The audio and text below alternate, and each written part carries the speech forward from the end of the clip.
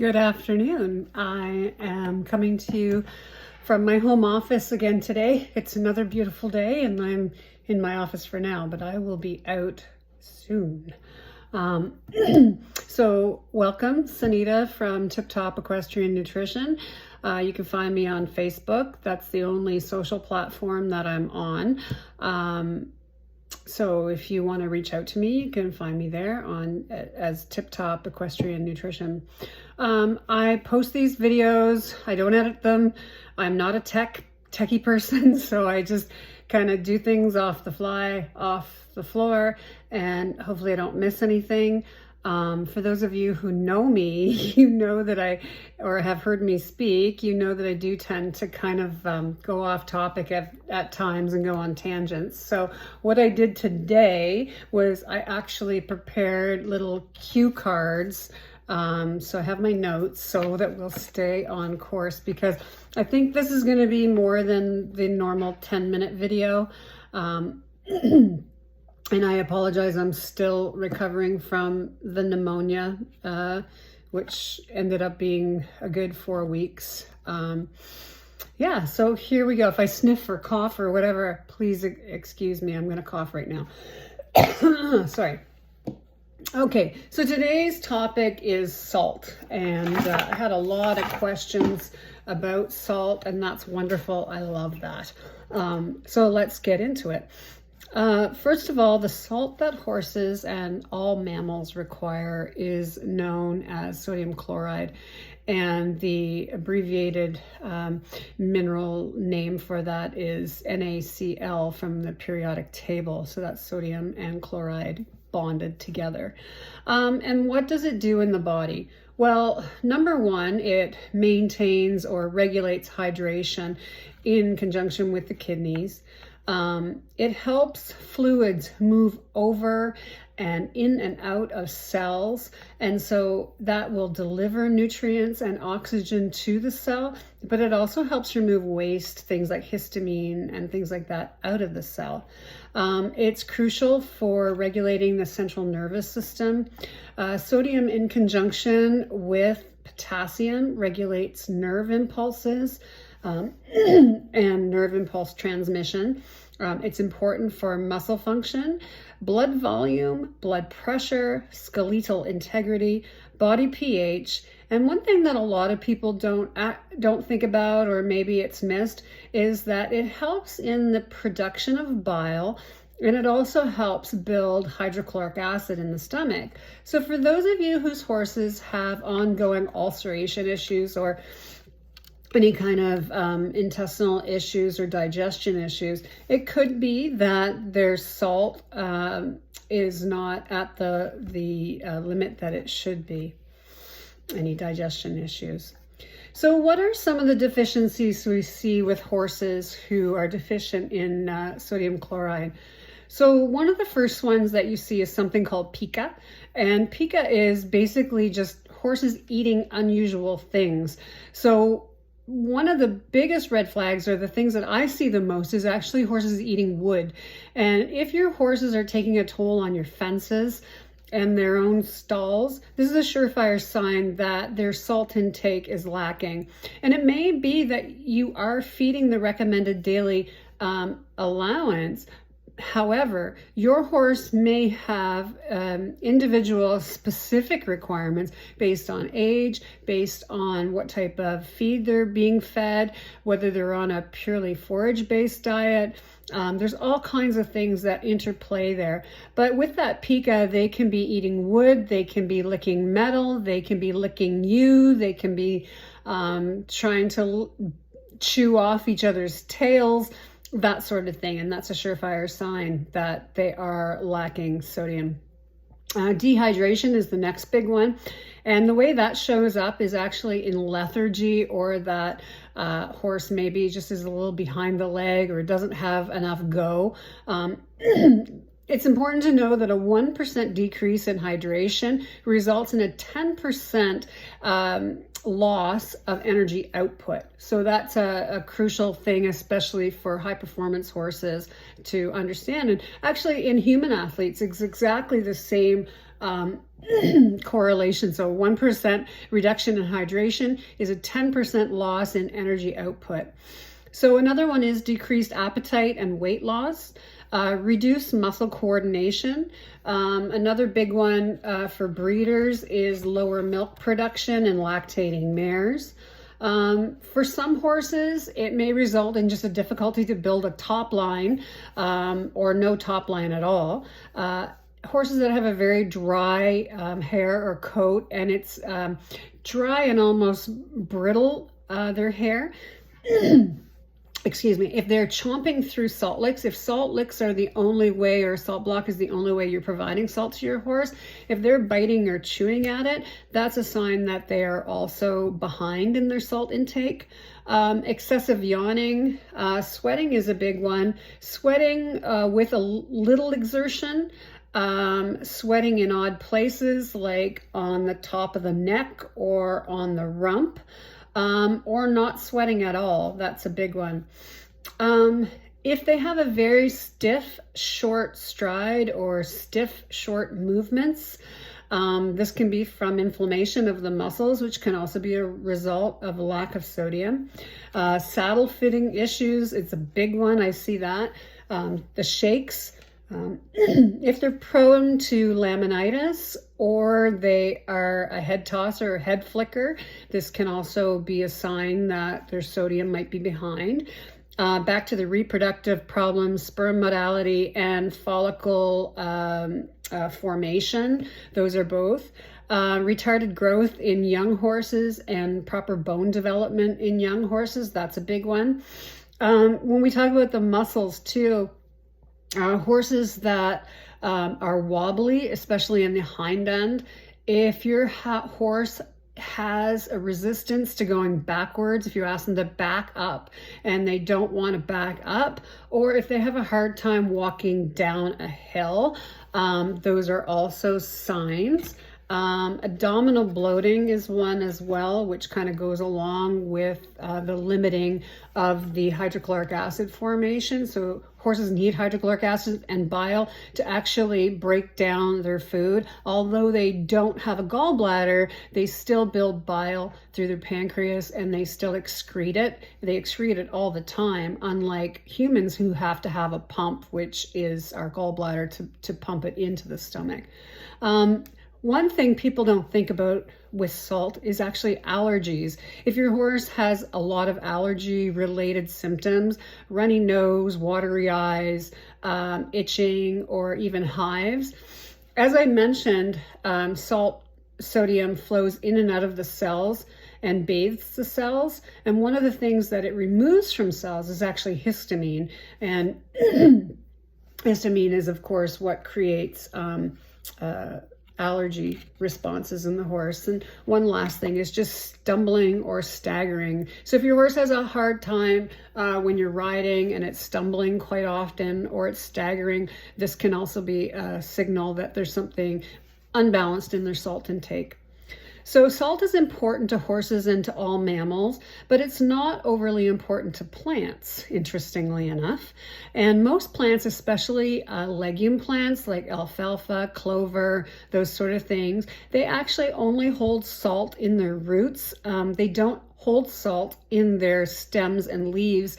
And a lot of forage that horses consume do not hold a great deal of sodium in their stem or their leaves. So this is really important to know. So horses are not getting a lot of sodium, especially if they are on a forage only diet. So the other thing that's important to know is that when your pasture is under any stress whatsoever, so if there's overgrazing, if you've allowed your grass to grow too high, and so you have lawns where it's nibbled right down to the nub, and then you have roughs where these patches of tall grass growing. Excuse me again, if your pastures are have just been fertilized or harrowed, if there's been a frost, if there's been drought, if there's a drought-breaking rain that comes down really hard and fast, which a lot of our storms now do, that can also cause issues and stress to your grass. And even new grass that's growing. The problem with all those things and stress in your pastures and in your hay fields is that the levels of potassium and nitrogen in those circumstances rise. And there's little or no sodium in your horse's diet, especially if they're on a forage only plan, to actually help their body excrete those excess nutrients, which they do need, but the levels are extremely high. So it's crucial to provide extra salt in those times so that the body can flush out the excess in the form of sodium nitrate. So this is one of the things where if your horse is eating wood and things like that, it's not just a cookie cutter thing. Yes, we do have guidelines for what horses require for salt in a day, but each horse is different. And if you know me, you know that although I deal with clinical foundational nutrition, I have a very solid background in holistic functional nutrition. And so this is kind of where my holistic side comes in. And in holistic nutrition, we're always looking at good, better, best. What does this do to the horse? Is it something that's going to add to the horse, or is it something that's taking away from the horse? And so it's really important not to treat your horse like a cookie cutter, that each horse is looked at an individual basis. And this is where hay testing and pasture testing actually can come in really handy, especially if you've had a weird summer with too much heat or too much drought or too much stress on your pastures and your hay fields. So the other thing that's really important to know about salt is in the absence of sufficient sodium, the body needs to find alternative cations, and what cations are just positive ions to latch onto. And what they end up latching onto, these sodium ions, is actually calcium and not sodium ions, but in the absence of sodium ions, they latch on to calcium and magnesium. So calcium and magnesium can be depleted in the horse's diet as well. So let's go through and talk about a few things that people have asked specifically about. And the first one I want to talk about is iodine. So the first problem with iodine is that too much iodine can damage your horse's thyroid gland. And the thyroid is very important, especially to those horses who have insulin issues or horses that are working very, very hard. So their thyroid is crucial. Same to you. Your thyroid is very, very important to your health. Table salt or sodium chloride has added iodine, and this first started in May 1924 in the Michigan Goiter Belt, and they called it the Michigan Goiter Belt because this was an area where they were finding that foodstuffs, because this is back in 1924, this was before mass farming and mass food production, that the foodstuffs people were growing in their own gardens and stuff was very low in iodine, and so there was an iodine deficiency in those areas in that goiter belt, and they had a lot of thyroid issues and goiters forming on people's thyroids. And so they decided, well, let's just put iodine in something that people consume every day, and salt was what they chose. And so that's why salt is iodized. Now, does your horse need extra iodine? Not really, because if you're feeding a really good quality vitamin mineral supplement or a ration balancer, or you're feeding a really good complete feed, they do not need extra iodine. And honestly, iodine is something that is pretty readily available to horses in their diets, and so they really don't need extra iodine. So feed your feeds to tag amounts, and you will ensure that they are getting enough. So salt, as I mentioned, the formulation for salt is NaCl, which is sodium chloride, and it's only 2 of the major macronutrients. And what I mean by macronutrients are, those are just nutrients that need to be fed in high volume.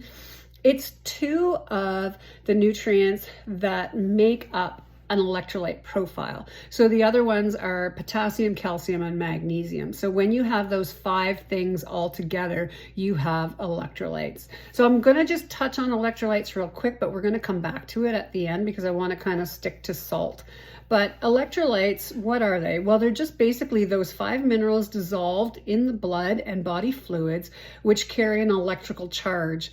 And when you have all 5 of them together in the right combinations, they really run the whole body. And if you think about the heart, it pumps off of electrical impulses. And so do horses need electrolytes ongoing? Maybe, maybe not. We'll get into that. But they do need those 5 elements. Those 5 elements are crucial to horses. So let's talk about how much we do need to feed. So the NRC, which stands for the National Research Council, which I happen to have a copy of their book right here. It's called Nutrient Requirements of Horses. And this is the Bible for all nutrition, equine nutrition advisors, equine nutritionists, PhDs of nutrition. Anybody dealing with equine nutrition should have and utilize a copy of this. As you can see, I use it a lot. I actually use this quite a bit to build programs for my clients. I don't use particularly a fancy program. I do check my notes and my numbers with the NRC's program, but really I use that book the most. So what they say is 10 grams per 100 kilograms of horse, and that's about 2 heaping tablespoons. The rule of thumb that I use is 1 ounce per 1,000 pounds of horse. So if your horse weighs 500 pounds, you need only half an ounce per day. If you have a horse that's 1,500 pounds, you need 1.5 ounces a day. But if your horse is 1,000 pounds, you need exactly 1 ounce. And it's really important to space this out throughout the feedings. Now, I will at some point do a talk on feeding horses and what is best, but as I have said in the past to individual clients and to other people, anyone who's asked, it's better to feed smaller meals more often than it is to feed larger meals and only one of those. So if you feed 3 times a day, you're going to divide that 1 ounce or whatever it is into 3 and put it in each feed. Each feed should always be the same. And that's so that you're delivering the same amount of nutrients throughout the day to your horse. The kidneys are very good at regulating salt and thirst. The response of thirst comes actually from a chemical signal from the brain. And so when a horse is thirsty, it means that there's enough sodium telling the brain that, okay, we need to drink water now. So as I mentioned, sodium is present in extracellular fluids, and these fluids bathe the cells. They transport oxygen into the cell as well as nutrients, and they pull wastes out. And again, one of those wastes that they pull out is histamines. A lack of salt is the biggest cause of ill thrift for your horse. So if you have a horse that's a little behind the leg or just is way more woe than go, and they weren't always that way, it might be a time to look at their salt and their sodium. So I want to talk about the different types of salt. And the first one I want to talk about is one that I say is kind of a no-go for horses. To each their own, do what you do, check with your vet, always check with your vet. But cobalt salt is a salt that I do not recommend for use in equines. It is performance enhancing, and it used to be used a lot on the track. I believe the US Racing Association has banned it. If you look at the FEI's website, it will call it a medically controlled substance. So if you are showing at a high level, it's probably something you don't want to be flagged on. So I don't encourage feeding cobalt for that reason, but also because too much cobalt can cause some serious cardiovascular issues, potential nerve damage and nerve problems, thickening of the blood, and thyroid toxicity. So it's very important just stay away from cobalt salt. Those blue salt blocks were originally invented for ruminant animals, and horses are non-ruminant animals. They're actually non-ruminant herbivores. And so it was invented for cattle and sheep so that they could fulfill their production of vitamin B12 in their bodies, which also can help add on weight. So that was more for feedlot animals and cattle particularly. Horses do get enough cobalt, regular cobalt, in their diet. It's really not something you need to add. And like I said, long-term exposure to cobalt can cause some negative impacts. So have a negative impact rather. So yeah, that's that on cobalt. That's my take on cobalt salt, blue salt. The next one I want to talk about, we did talk about iodized salt, but I want to talk about the white salt blocks. So in the vein of good, better, best, we're going to talk about good first. If this is all you can access and this is all you can get where you are, then this is good. This is fine. So keep in mind though, if you're feeding formed blocks of salt, the white ones that come, first of all, salt does not come out of the ground as ivory white as those salt blocks are. And so there's a lot of bleaching with chemicals and processes that happen to turn those white, first of all. So that's one thing. The next thing is, well, how do they get the salt to stay together? Because if you've ever seen cattlemen, they'll even put their salt out in a tire and the rain doesn't disintegrate it. So like, how can even a tongue licking it get enough salt from it? Well, there's a couple of things there. First of all, salt blocks were actually invented for cattle and feedlot animals. And cattle, if you've ever had a cow lick your hand or your face, it has a very rough, barbed tongue, similar to a cat, where a dog has a very soft tongue, or a dog does have a soft tongue, but a horse has a very soft tongue. And so a cow can actually lick enough off of a salt block in a day to fulfill its recommended daily intake, but a horse cannot. And so what happens is a horse starts to bite and chew at that salt block to try to get enough salt in. And in doing so, they can chip their teeth and misalign their jaw. I learned so much from a local girl named Laura Burt, who has a business called Lab Equestrian, and she's a bit fitter. And she talked to me at great length about how the jaw works and all of the vertebrae in the top of the poll. And if you have never had Laura come out and chat with you, you definitely should. It's very enlightening. But definitely chewing on salt blocks is one of the things that can cause misalignment. And so, or chipped teeth. So if you have a horse that's very resistant to taking contact, if they're not young, or if this is something that's just popped up, it could be that they're either chewing on wood because they don't have enough salt, or they're chewing on their salt block because they don't have enough salt and they've misaligned their jaw or hurt themselves in that way. The other thing about the formed salt blocks is, the white ones especially, is that they have something called magnesium oxychloride. And if you look at magnesium oxychloride for values in horses, you will find zero bupkis, because it is not a nutrient that horses require or humans require. Well, what is it used for? If you Google it, you'll find it's used to make cement, and it's also used to make those lovely quartz countertops. So if you don't want your horse ingesting extra things that it doesn't need, or that can build up in the horse's body and cause problems down the road, then formed salt blocks, they're not my cup of tea. They're fine. Things like that, I'm going to get on a tangent now, I'm sure, but things like that are fine for feedlot animals, because if you think of the lifespan of a feedlot animal, a weaner pig is not very long. I think it's 3 to 6 months. Beef cattle are a year, sometimes 18 months. Man, I'm shedding everywhere, just like my horse. But basically, horses live for 30 some years, right? And so these things can build up in their kidneys and build up and cause problems. If you've ever seen the video on YouTube, there's a couple of videos of people removing stone masses from horses' kidneys. It's kind of disturbing.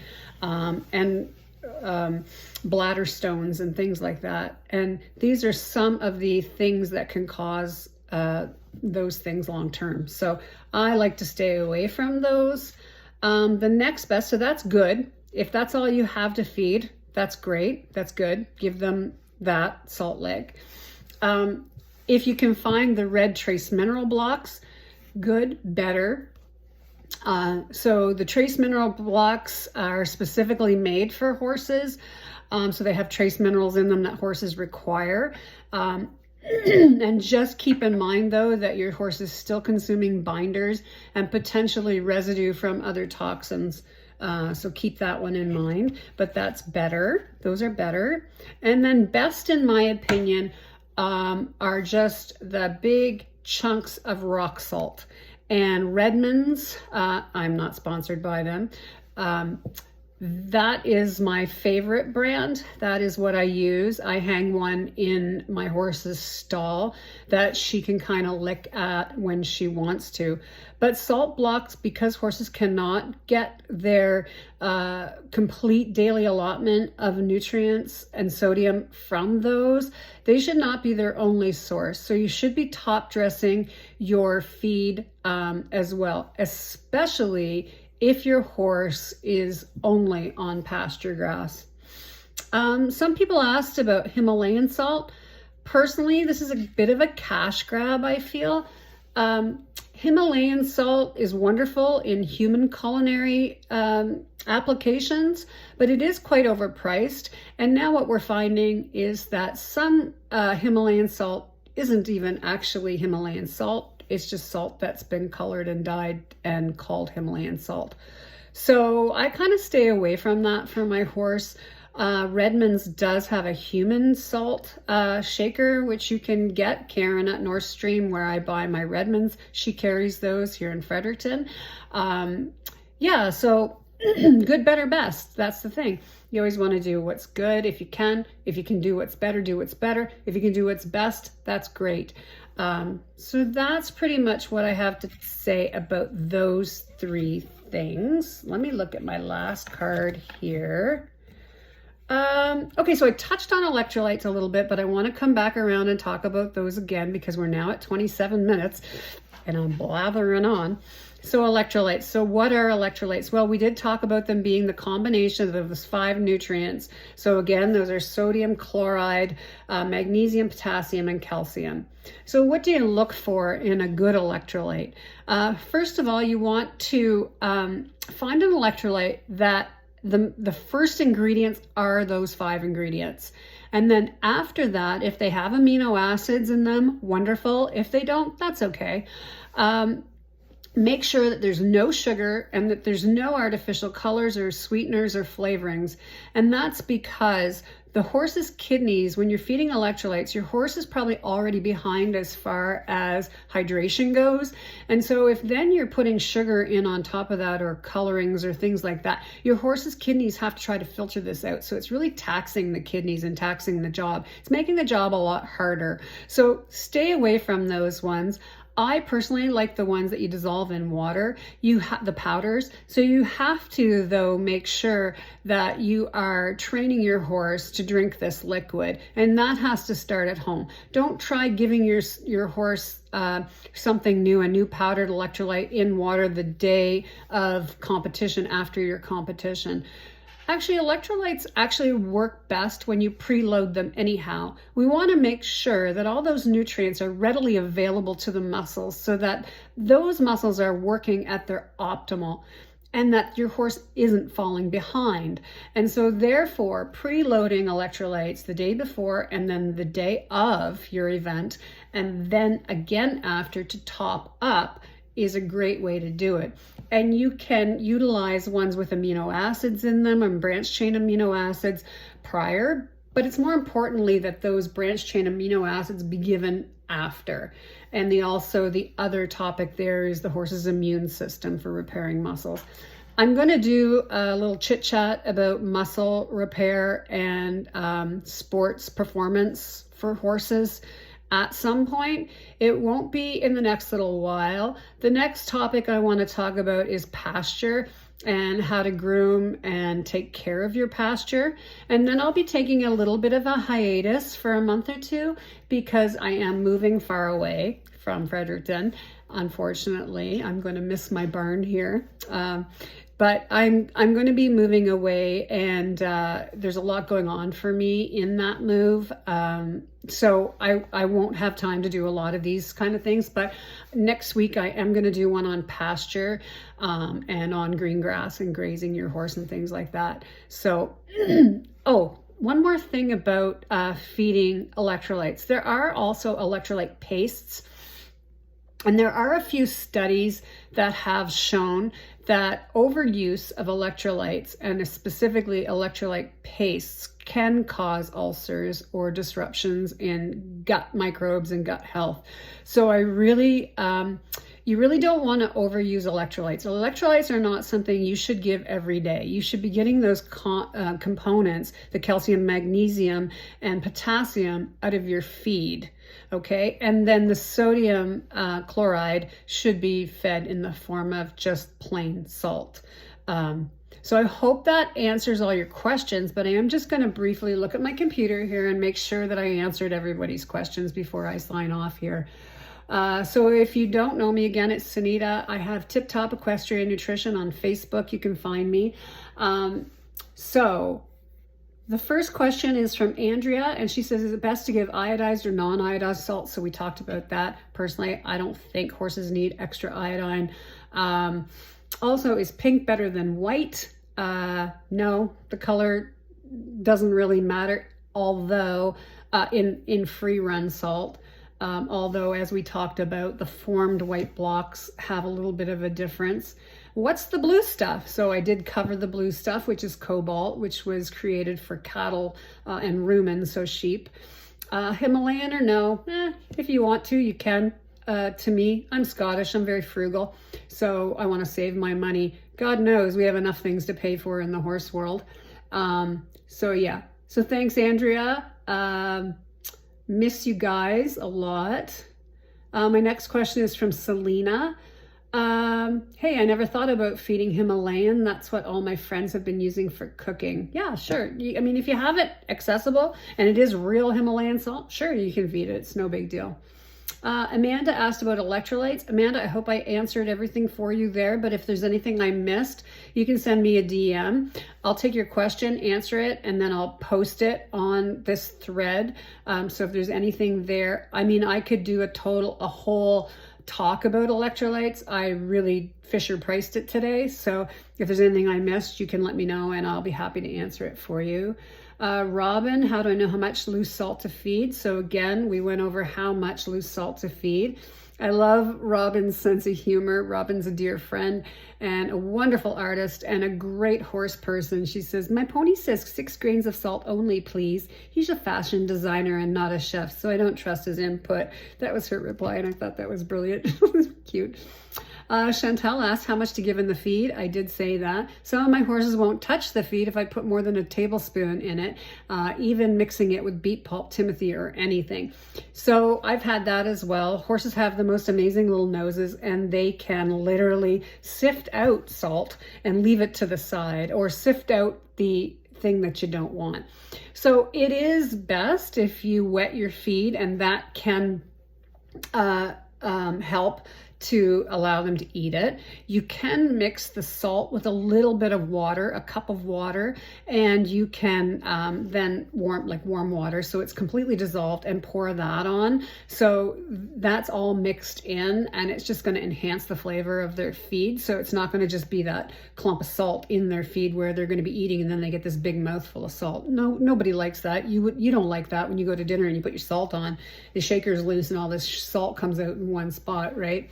Another thing you can do, Chantel, is you can take a little bit of stevia and you can put it in a cup and mix it with water, excuse me, warm water and the salt until it dissolves. Nice thing about stevia is it has no impact on glycemic index, so it won't spike your horse's sugar. It won't lead to Cushing's or anything like that. So you can pour that on your feed, and horses tend to like that sweet salty mix. It's kind of like us with Chicago mixed popcorn. It's amazing because it's got the sweet and the salty. So you can do that. And then over time, you can just decrease the amount of stevia that you introduce into that mixture. And then they'll just learn to accept the salt. So I hope those two things help. If they don't, let me know. And then the other thing you can do, again, is if you're able to, given your circumstances with where you're housing your horse, if you can split up your feeds so it's less than a tablespoon per feeding, that's optimal, because then they don't mind it. Erin, just here to say you are the best. Can't wait for the video. Thanks, Erin. You're the best too. Sue Sweeney. Hey, if you guys don't know who Sue Sweeney is, Sue Sweeney Janes, you should go find her on Facebook and like her page, Country Time Equine. She's an amazing cat. I just love her to death. The best sense of humor. Excellent host if you ever go to Newfoundland. And just unbelievable amount of knowledge when it comes to first aid, not only for horses, but for dogs and for humans. She's one of the main facilitators of the equine first aid program here in the Maritimes, and I'm pretty sure she teaches the instructors. So she's a good person to know, good resource for equestrians in the Maritimes. So she asks free salt year round, or just to encourage water intake in the heat or the cold, excuse me. Yeah, no, because sodium is a recommended daily nutrient, it is important to give it every day. And then sometimes of the year, depending on your pasture, if you have no pasture, if you're just feeding hay, definitely you need to increase it a little bit.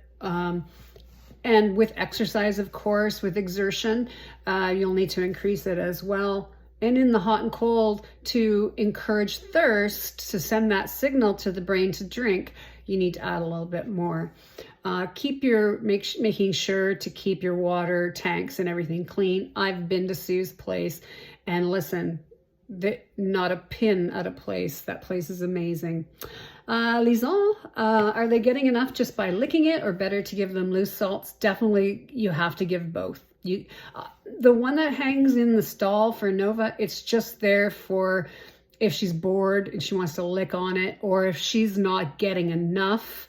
So say she's in the pasture. Where we are, the pastures are great, but if she's for some reason a little low, she can just moderate her own amount and lick a little more. So definitely hanging is really great. And Victoria asked about adding iodized salt to grain on a daily basis. I would say no. Again, though, it's really up to your vet. And it's really important for those of you who've done an intake with me. One of the questions on my intake form is, can I speak to your vet? I do like to consult with vets on occasion just to make sure everybody's on the same page, and your vet is very, very important. I will say though that in the Maritimes we are at a crisis here with equine vets, and it's very hard. There are some really great ones, but depending on where you live, it might be hard for you to access them. So prevention is so crucial and so important, and that's where nutrition comes in. So much can be solved with just plain simple good nutrition, and that's if you heard me talk about my KISS theory. Keep it simple, sweetheart, or whatever the NS needs to be. And really basic good nutrition is your best path to good health for your horse. So I hope I covered everything for you today.